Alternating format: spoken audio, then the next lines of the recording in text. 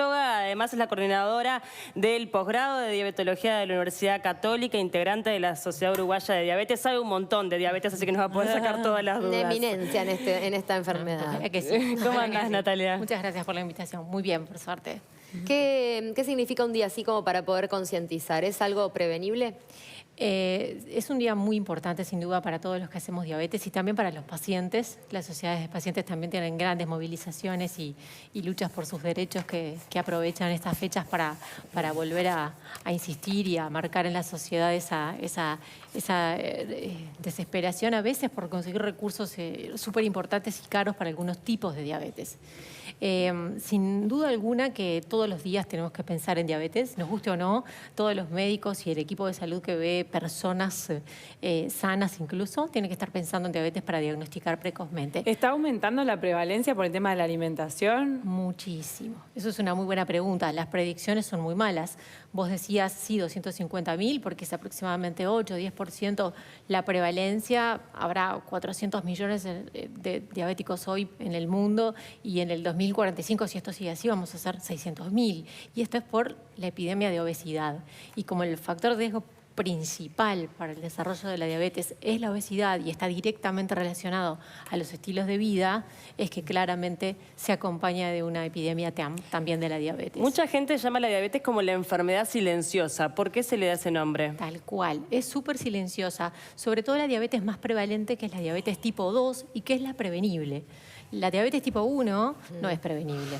Bien. Hablando de la 2, que es en más del 90% de los casos, está buenísimo conocer los factores de riesgo, porque si uno conoce los factores de riesgo, los puede identificar, los puede tratar y tal vez no solo diagnostique antes la enfermedad, sino que la pueda prevenir.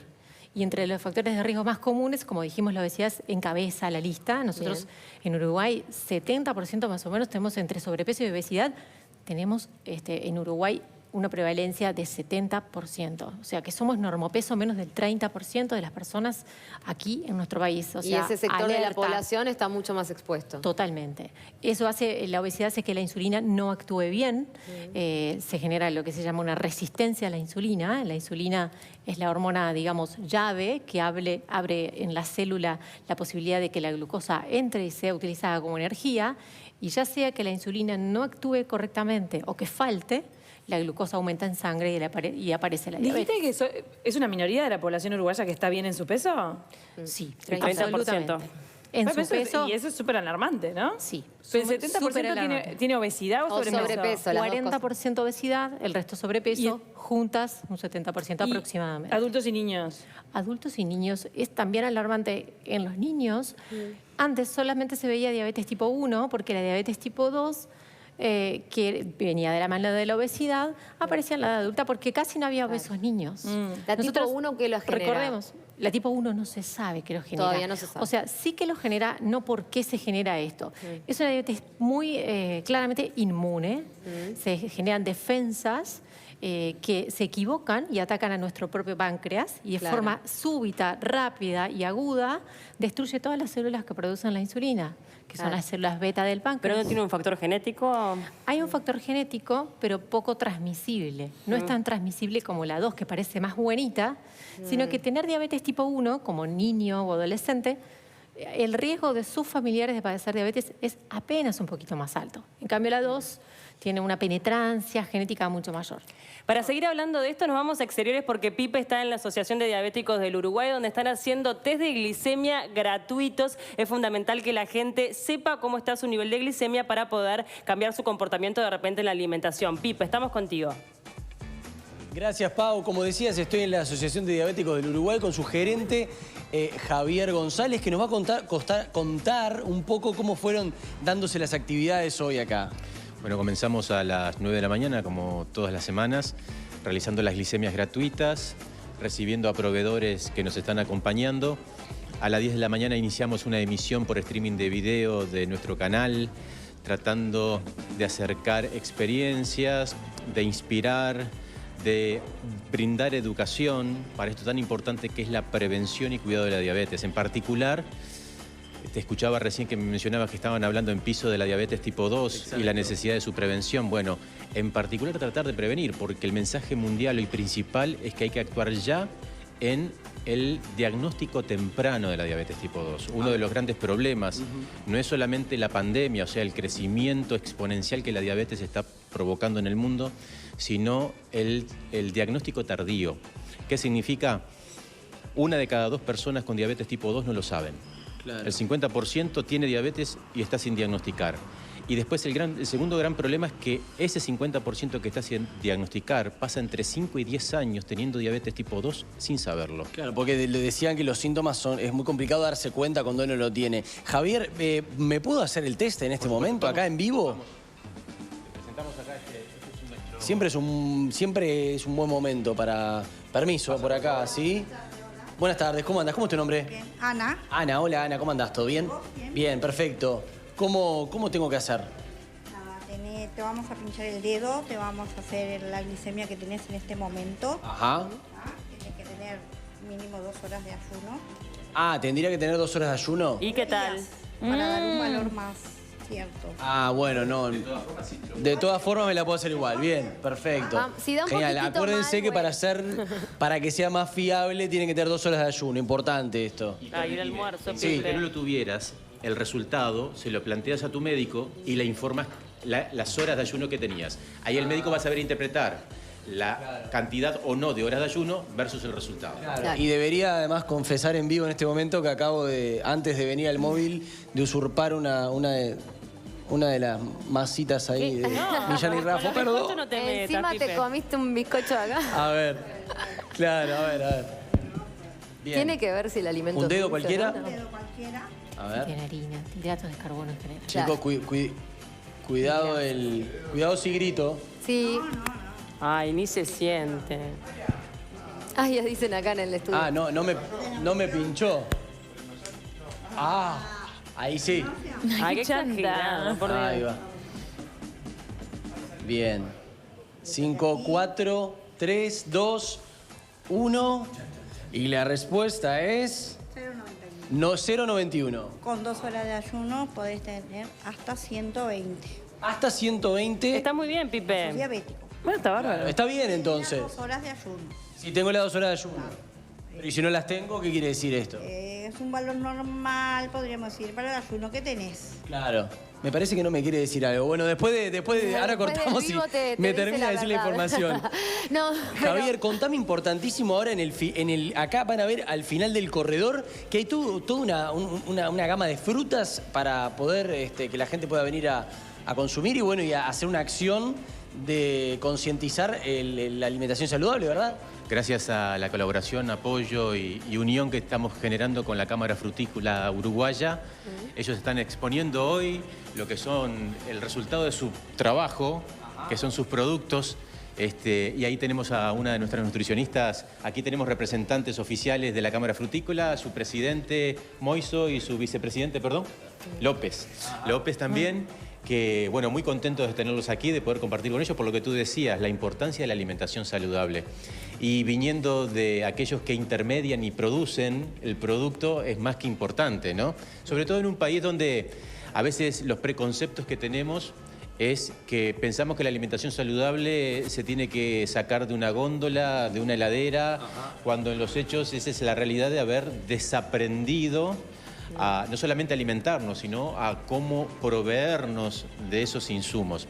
La fruta y la verdura, bueno, yo no me podía poner a hablar de estos temas, pero sin lugar a dudas es algo que tenemos que comenzar a sumergirnos y depende de la actitud y la voluntad que querramos para abrirnos de esto. Tal cual, Sí, adoptar ya este estilo de vida. Sí, pero Javier, muchísimas gracias. Por sobre todo si queremos desperdiciar tiempo en aprender esto o si nos parece pesado. Eso es lo que tenemos que cambiar. Perfecto, cual. Javier, muchísimas gracias. Y bueno, y concientizar a la gente no solo hoy, sino que venga a hacerse el estudio y poder prevenir a tiempo. Muchas gracias. Y hoy a las 19 horas, todos con o sin diabetes, frente al Ministerio de Salud Pública. El Encuentro por la Diabetes 2019, importantísimo, donde hacer un resumen del año respecto a lo logrado y a lo que falta por hacer.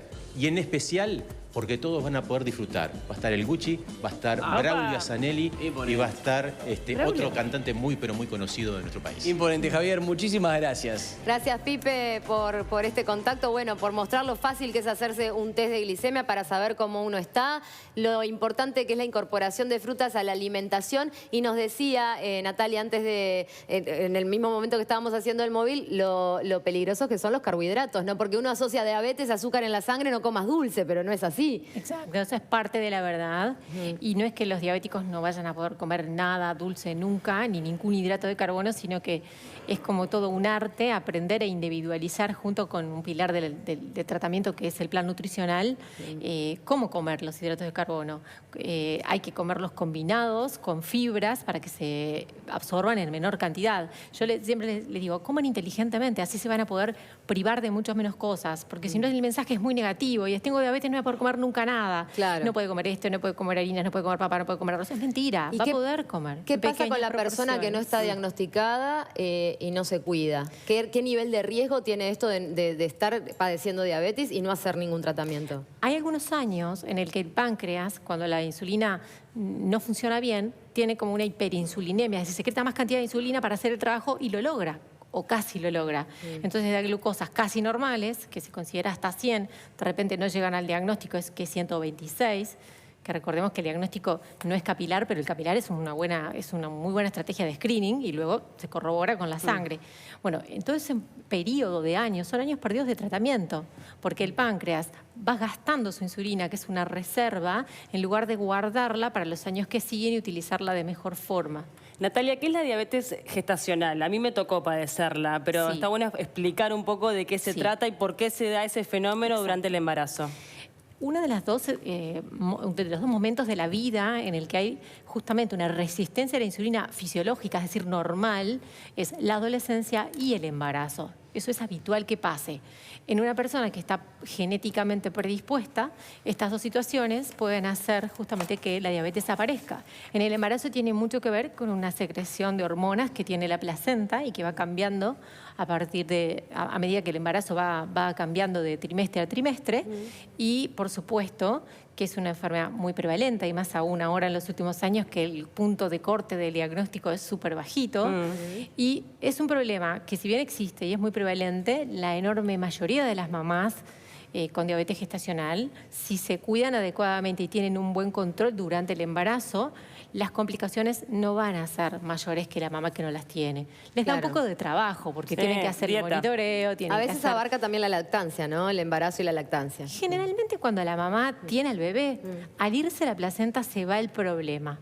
Y la diabetes en la mayoría de los casos se va. De todas maneras, tener un antecedente de diabetes gestacional es un factor de riesgo más. Entonces, la mamá que tuvo diabetes gestacional, a las 6 semanas va a tener que hacer nuevamente la prueba de tolerancia a la glucosa, que es la curva, de glicemia, que todas las embarazadas se hacen, para reestratificar y ver, bueno, a ver cómo quede luego de tener a mi bebé. Claro. Porque sé que tengo más riesgo que el resto de ser diabética en el futuro. Natalia Miranda, ha sido un placer tenerte. Hay mucho más para hablar también de la mujer que tiene diabetes y está dando de mamar, bueno, muchísimo para hablar de este tema, pero es importante en este día de la diabetes que podamos concientizar. Muchas gracias por tu presencia en Tarde Temprano. No, por favor, gracias a ustedes por la invitación. Y desde el móvil estábamos hablando de las frutas, las veíamos ayer a frutillas y queríamos contarles con el siguiente informe que no siempre las frutillas estuvieron en abundancia como ahora, que vamos por la calle y vemos en los puestos de fruta esas frutillas que nos llaman y que no podemos dejar de comprar y de saborear, porque antes traían un tipo de frutilla que no se adaptaba a nuestro clima. ELINEA, después de hacer ELINEA es el Instituto de Investigación Agropecuaria, hizo diferentes experimentos cruzando diferentes tipos de frutilla y ahora las frutillas por eso están en una temporada más larga y son más abundantes. Es por eso que hay tantas frutillas. Y nos fuimos a Montevideo Rural a conocer a uno de los productores de frutillas orgánicas, porque también es una de las frutas que absorbe más los remedios y los químicos. Entonces está bueno cultivarla de forma orgánica como lo hace Rick y su señora.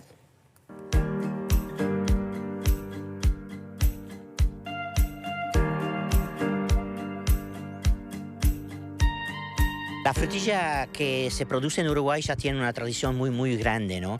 Pero hay, digamos, los últimos tiempos ¿cómo te puedo decir?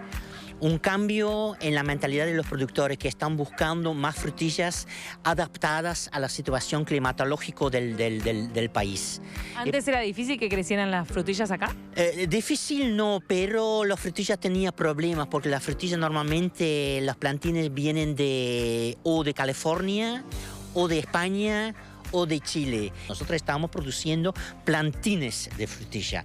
Es un plantín de frutilla, es este plantín que los productores nos compran a nosotros y que ellos lo plantan después en sus chacras, en sus campos, para obtener el fruto de la frutilla. Tienen determinadas variedades, por ejemplo, en el sur están trabajando principalmente con 2 o 3 variedades y nosotros tenemos 2 de estas variedades que tienen, uno se llama Guapa y es muy guapa y la otra se llama Maite. Es muy Maite, no suena, ¿no? Pero no. Y son frutillas totalmente adaptadas a la situación acá. La plantita se planta desde marzo, abril, mayo y ya va a empezar a dar en agosto. Y estas plantas dan agosto, septiembre, octubre, noviembre, diciembre, hasta mitad de enero, porque está dependiente de la cantidad de luz que reciben. Entonces, ahora tenemos más acceso a frutillas. ¿Es por eso que se ven durante más tiempo? Sí. Sí. Más trabajando con las variedades de India, ¿no? ¿Es posible producir frutillas de forma orgánica? Sí, es posible. Por ejemplo, de los plantines que nosotros tenemos, más o menos la mitad va a productores convencionales. Eso quiere decir productores que están usando todo el paquete tecnológico de agrotóxicos y todo, o productos fitosanitarios, viene mejor para los productores convencionales. O la otra mitad va a productores orgánicos. ¿Por qué producir de forma orgánica una frutilla puede ser desafiante? Porque es una plantita bastante sensible, pero es más importante, digamos, obtener una fruta sana. Porque se sabe que la frutilla es uno de las frutas, de la producción en fruticultura, que lleva muchísimas aplicaciones. Hay 2 frutas en general que reciben una gran cantidad de productos fitosanitarios, agrotóxicos, productos químicos, como depende, cada uno usa su propio lenguaje, ¿no? Pero la mayor parte son bastante nocivos para la salud, porque son sistémicos, están adentro, no están afuera, están adentro del fruto. En la producción agroecológica, como nosotros hacemos y con otro compañero hacen, no pasa eso, porque nosotros los productos que usamos son siempre productos caseros y permitidas por la norma.